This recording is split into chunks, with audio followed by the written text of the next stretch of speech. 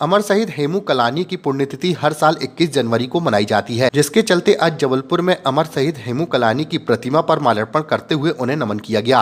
इस दौरान भाजपा नगर अध्यक्ष रत्नेश सोनकर सहित समरसता सेवा संगठन के राष्ट्रीय अध्यक्ष संदीप जैन सहित भाजपा कार्यकर्ता मौजूद रहे, जहाँ उन्होंने अमर शहीद हेमू कलानी को याद करते हुए अपने अपने विचार व्यक्त किए। राजधानी में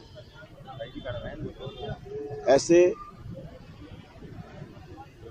बलिदानी को हम स्मरण करने यहाँ पर उपस्थित हुए। शहीद हेमू कलानी जिन्होंने अपनी छोटी सी उम्र में इस देश की आजादी में अपनी भूमिका अदा की थी। जैसा कि इतिहासकार बताते हैं कि शहीद हेमू कलानी जी, अंग्रेजों ने जब उन्हें गिरफ्तार किया तो उनसे मात्र इतना प्रश्न किया था कि मुझे अपने मित्रों का नाम बता दीजिए, मैं आपको छोड़ दूंगा। लेकिन मैं आज उनके चरणों को विनम्रता से नमन करता हूं और उनके साहस को प्रणाम करता हूं कि उन्होंने मात्र 19 वर्ष में इस देश को एक संदेश दिया। स्वदेशी पर उन्होंने छोटी सी उम्र में स्वदेशी पर बहुत काम किया। उन्होंने समाज को संदेश देने का काम किया। और जैसा कि इतिहासकार बताते हैं कि हेमू कलानी जी के साथ साथ सिंधी समाज के हजारों ऐसे शहीदों का नाम इस देश के इतिहास में विलुप्त कर दिया गया। मैं आज उनके भी चरणों को नमन करता हूं, वंदन करता हूं। आज शहीद हेमू कलानी जी के पुण्य स्मरण दिवस पर मैं उनके चरणों को नमन करता हूं और युवाओं से यही कहना चाहता हूं कि हम उनके जीवन चरित्र को पढ़ें।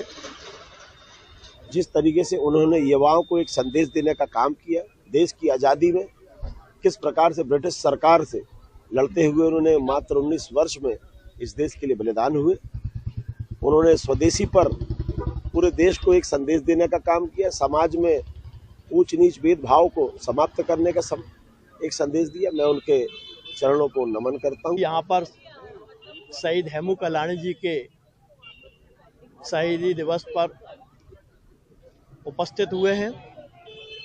उनकी मूर्ति पर माल्यार्पण करके, पुष्पांजलि करके उनका पुण्य स्मरण किया है। देश की आज़ादी की लड़ाई में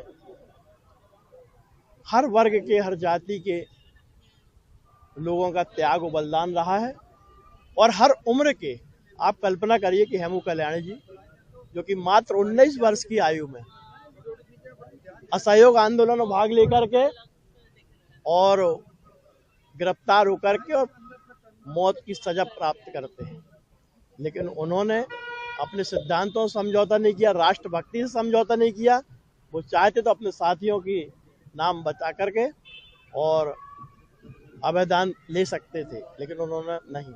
ये आज के युवाओं को, आने वाली पीढ़ी को जानने की और समझने की आवश्यकता है कि किस प्रकार से हमारे शहीदों ने, हमारे त्यागियों ने, बलिदानियों ने कितना त्याग करके ये आज़ादी प्राप्त की है और भारत की एकता, अखंडता और सुदृढ़ता के लिए भी आवश्यक है कि आने वाली पीढ़ी इन सब चीज़ों को समझे और अपने शहीदों के बारे में, महापुरुषों के बारे में जाने। इतिहास में ऐसे बहुत से गुमनाम शहीद हैं जिनके बारे में चर्चा तक नहीं हुई है। तो आज के इस अवसर पर सर्व समाज के बीच में ऐसे त्यागियों, तपस्वियों की, बलिदानियों की चर्चा होना चाहिए।